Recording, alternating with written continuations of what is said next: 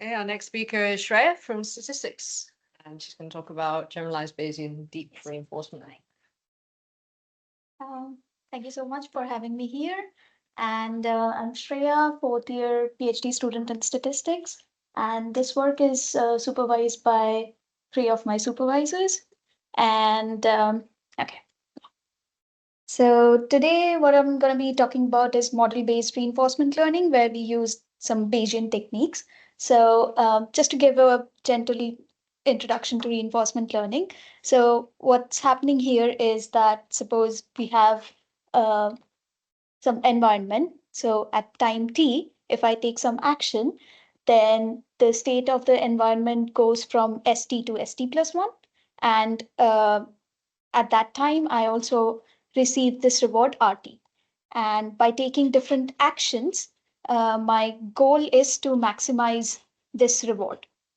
So my policy search so the goal of my policy search is to find the set of actions which will maximize my reward collection.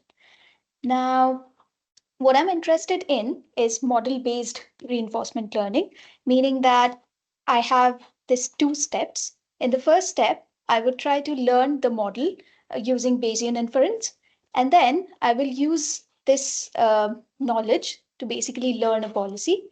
I update my policy, and then again I go back and like try to update my model learning, and then again I try to use it for policy learning. And so basically I go back and forth between these two steps to learn a good policy as I go forward.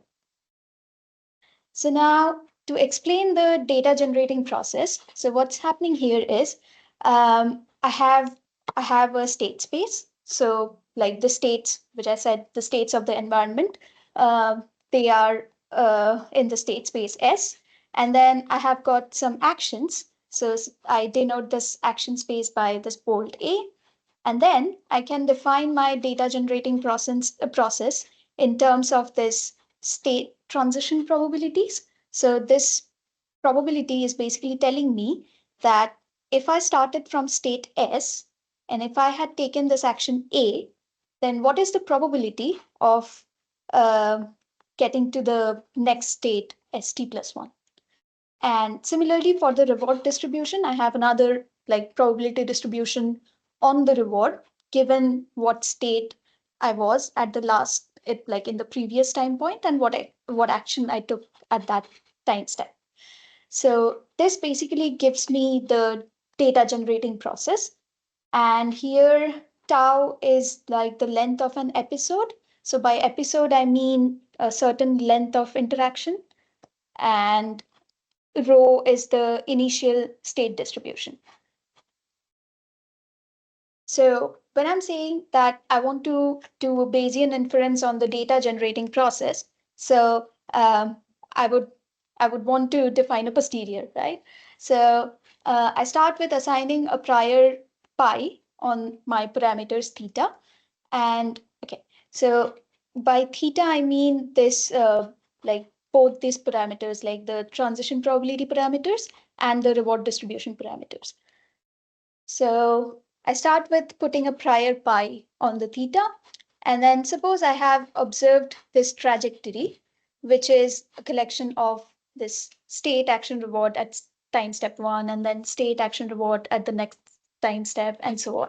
So suppose if I have observed this interaction of length capital T, then I can define a posterior distribution on the model parameters like this by basically multiplying the prior and the likelihood divided by the normalizing constant. Or I can just write down the same expression like my posterior is proportional to the prior and e to the power log likelihood, the same thing.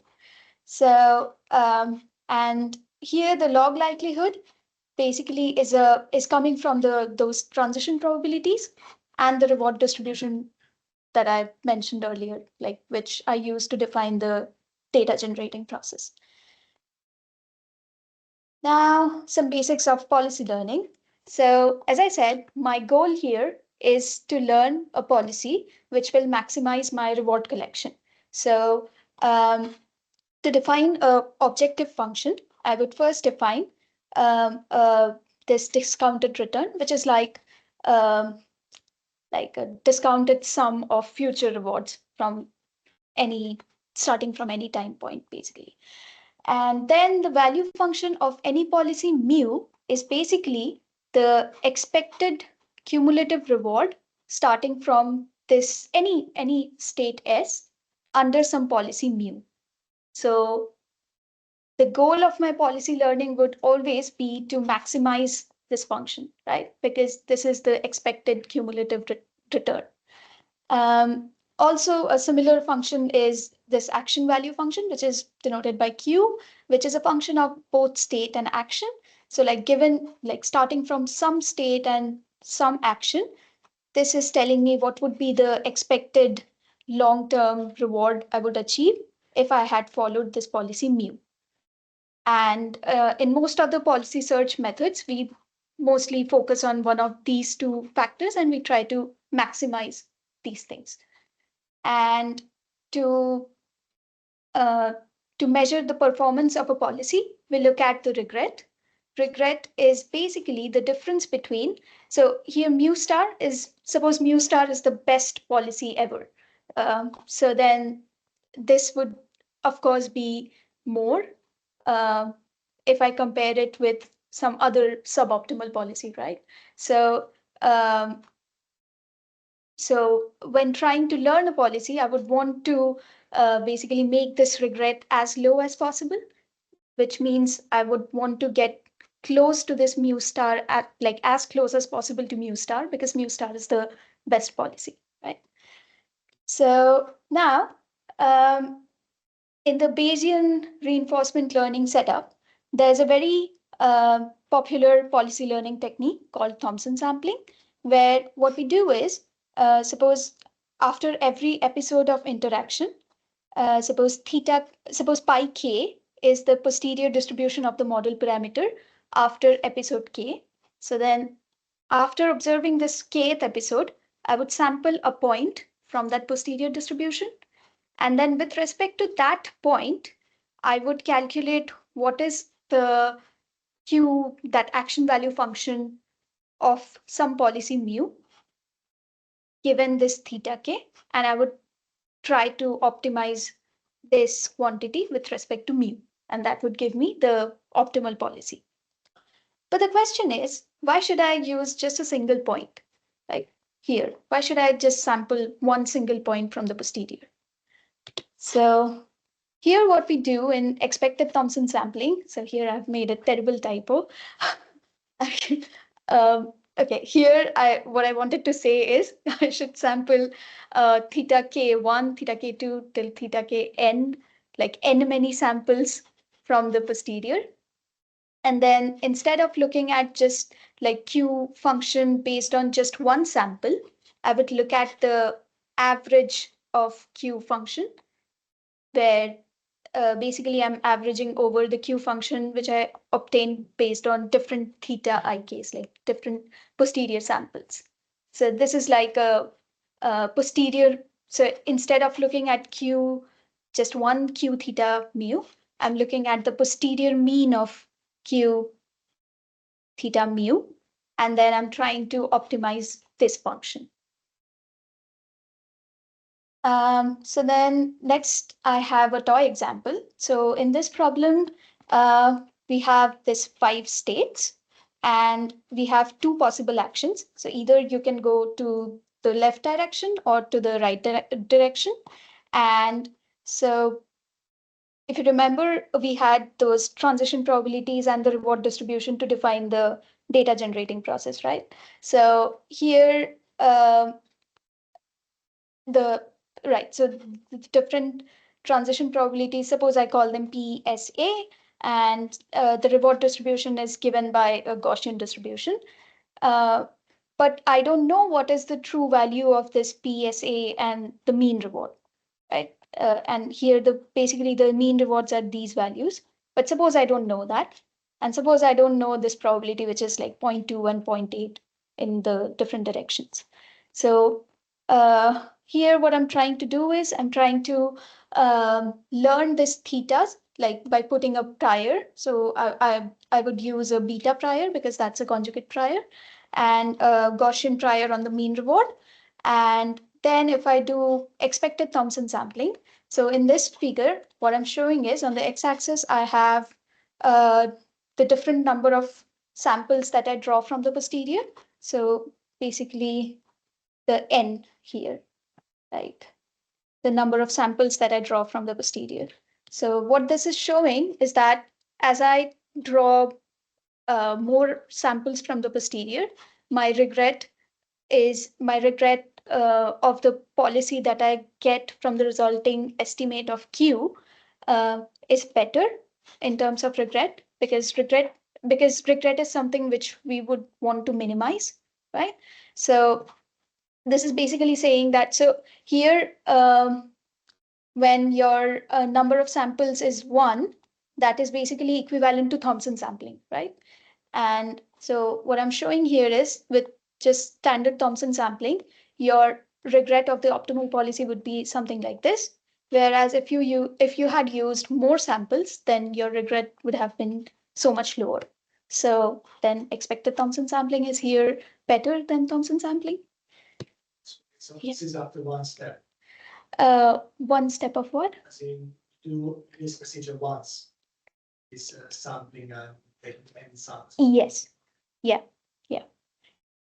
No, actually, I do it. So suppose I have like, I'm planning to do it for 10 episodes. So first I interact for first episode, then I update my posterior, and then I play with the new updated policy. And Particularly go up. I have here 20 episodes. Yeah. And my episode length was like 20, I think. Something like that. Okay, so now in this problem, I knew that there is a transition probability thing, and then the reward distribution is a Gaussian. But in more complicated systems, I would not know what is the form of the transition probability or what is the reward distribution. So then in those cases, we can always use some generative model or some neural network based models to learn the dynamics of the environment. But in those cases, the problem is, suppose if you are using some generative models, those are very efficient in learning these type of transitions. But the problem is, for those sort of models, the likelihood function is often very expensive or it's intractable. So in that case, how would you define the posterior distribution? So here I am talking about the generalized posterior. So suppose you have some model p theta. So, but you cannot write down the likelihood function, like given theta, and suppose you have observed some y. So given this model p theta, what is the probability of observing y? You cannot write down the likelihood function. So in that case, you can always define a generalized posterior in this way. So here, if you compare this expression with the standard Bayesian posterior, so the only difference is that in place of negative log likelihood, we have some other loss function, right? So I'm going to be using scoring rule as this loss function, which basically penalizes the model p theta when I have actually observed y. So if I have observed, say, y1, y2, yt, this sequence of observations, then in terms of scoring rule, I can define a generalized posterior like this, where this loss function is like additive. For example, you can always imagine it as compare it with log likelihood. For example, log likelihood is also additive. So like that. Sorry, not log likelihood, like negative log likelihood. So for example, log score, which is a scoring rule, is actually the negative log likelihood. So if you replace this thing with negative log likelihood, then you actually recover the standard Bayesian posterior. But for cases where you cannot write down the likelihood function, you can use any loss function of your choice. So the loss function that I often use is this energy score. Now, okay, here again, we have this expectation with respect to p theta, right? And we said we can't write down the likelihood. So then how would we calculate this expectation? So remember, if we are using models like those generative models, neural network-based models, then it is always very easy to simulate from those sort of models, right? And the simulations are quite cheap. So I can always approximate this expectation using like sample mean. So I can simulate, say, m many simulations from this model. And then, so in place of this expectation, here x basically follows p theta, right? So if I simulate m many samples from this like model p theta, then I can approximate this expectation by this quantity, right?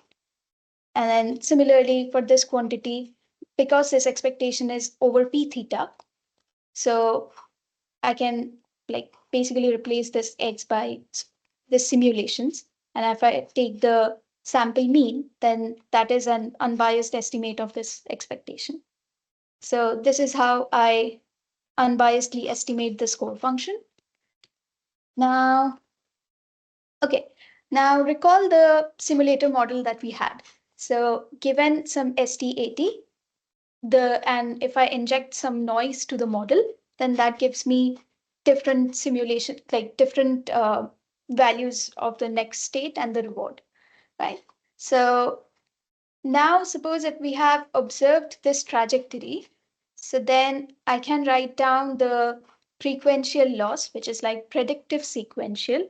Why? Because I am, so for every time point t, I am basically trying to predict what would be the next state and the reward based on the previous state and action.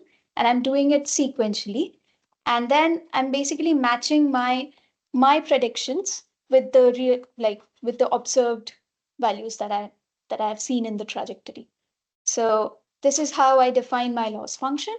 And then with this loss function, I can define the generalized posterior, which is like the prequential scoring rule posterior, like this. So instead of negative log likelihood, here I have this prequential score.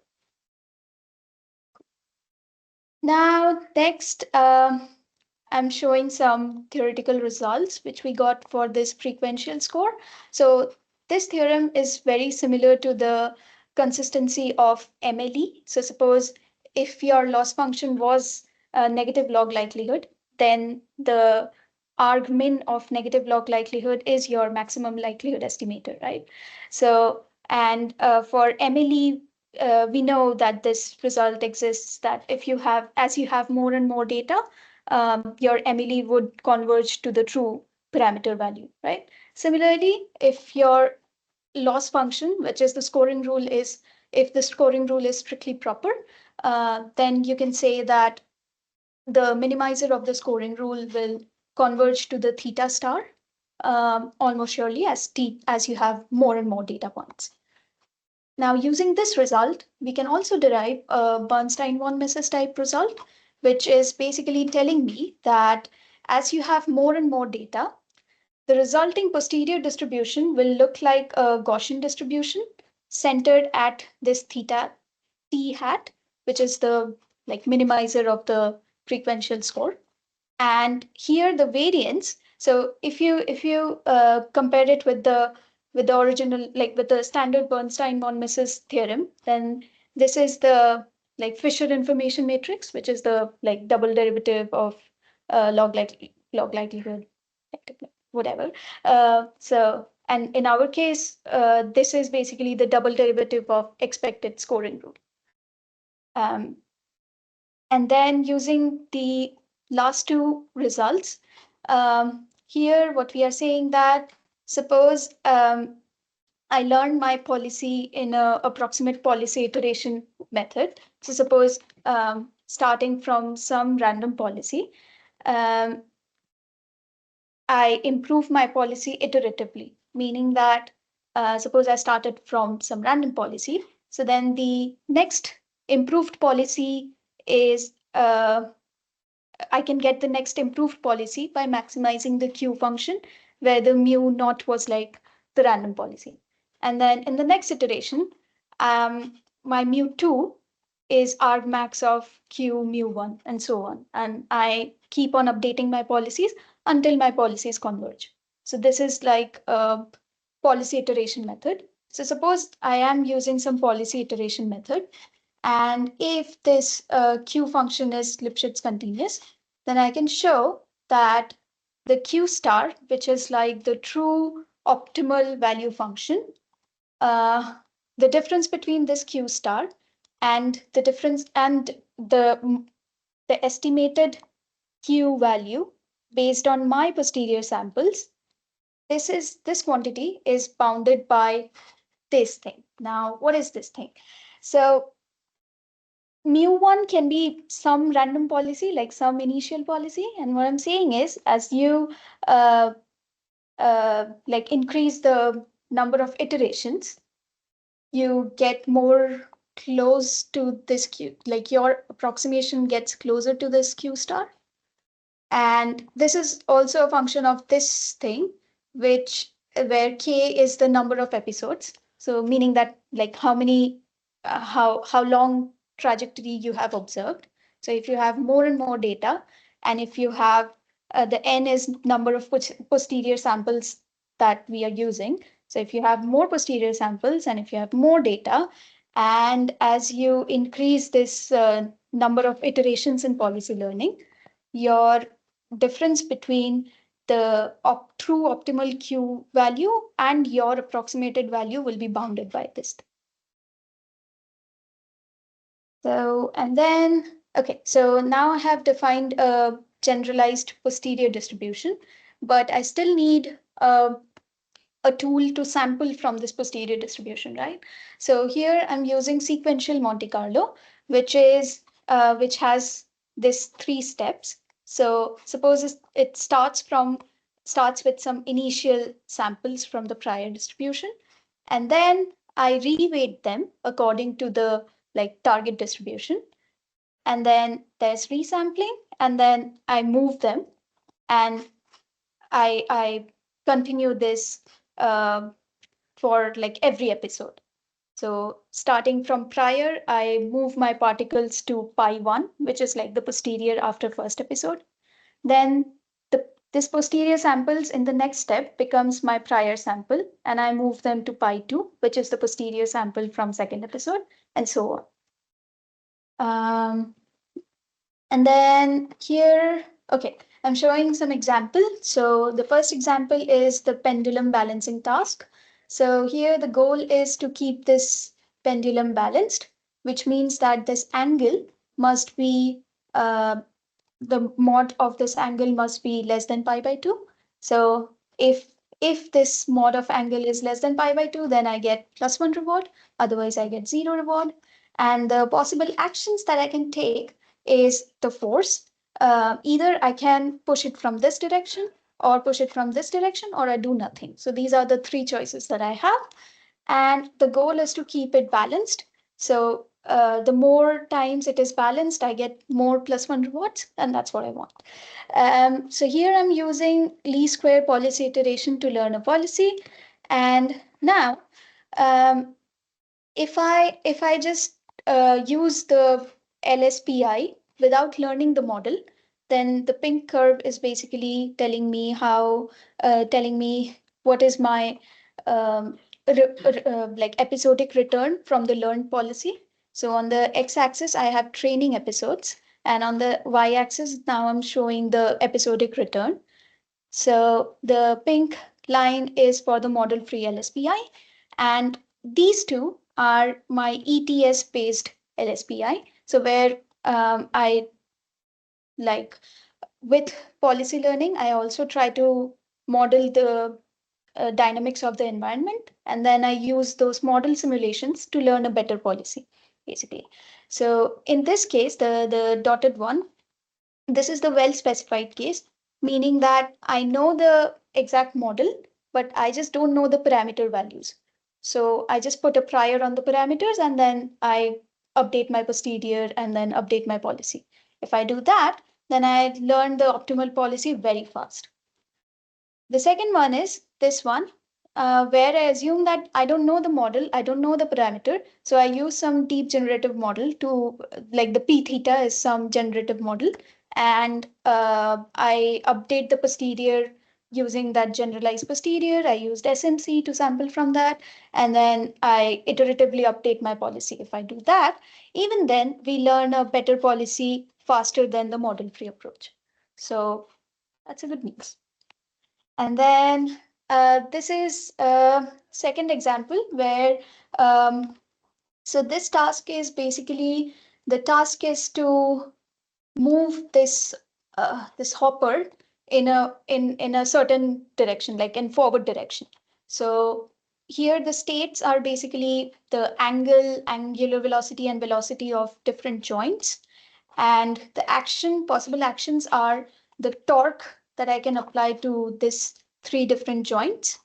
And the reward is healthy reward plus forward reward minus control cost, meaning that the hopper is said to be healthy if, like, there are certain conditions, like if the angle between these joints are in certain range, if the height is above some range, then it's healthy. So then you get some positive reward.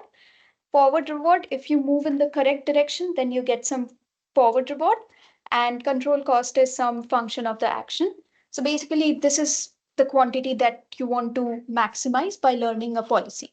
And here we are using reinforce as the policy learning algorithm.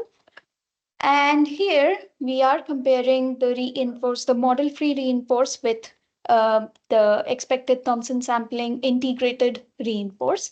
And here also we see that if we do the model learning and then policy learning, then we manage to learn a better policy way sooner than model-free reinforce. So yeah, that's what I wanted to say, that ETS with reinforce beats the model-free reinforce in terms of learning a high rewarding policy way sooner. And so now, in conclusion, I can say that in this project, we tried to extend the Thompson sampling, and we call it expected Thompson sampling, and we thoroughly studied its theoretical property.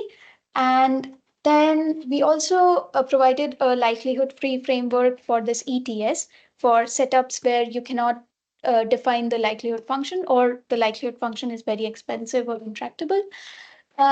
Next, we also derived a bound for the like approximation error between the Q function for the ETS. And next, because we used SMC and this posterior sampling, so this method is quite expensive itself. But the good point is that because it's a particle filter system, you can always parallelize it. And we also use some gradient-based kernels, so that made sure of the mixing of the samples. So yeah, that's what I wanted to say. And thank you for your attention. Okay, thank you, Shreya. I don't think we have time for questions. Sorry. Yeah. Yeah, it's a tight ship around here. But yeah, we'll go for Kate in the master's common room. We can ask Shreya some questions there. Sure. Great, thank you.